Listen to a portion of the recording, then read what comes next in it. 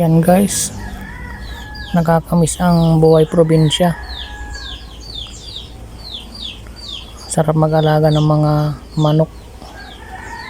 Kung nagugutom ka, may kakatayin ka po. Yan. Balang araw uwi po ako sa probinsya para mag-alaga ng mga manok. Ito, mga alaga ng kapatid ko na manok. Kung magutom ka, may kakatayin ka guys. Iba talaga pag sa probinsya. Yan guys.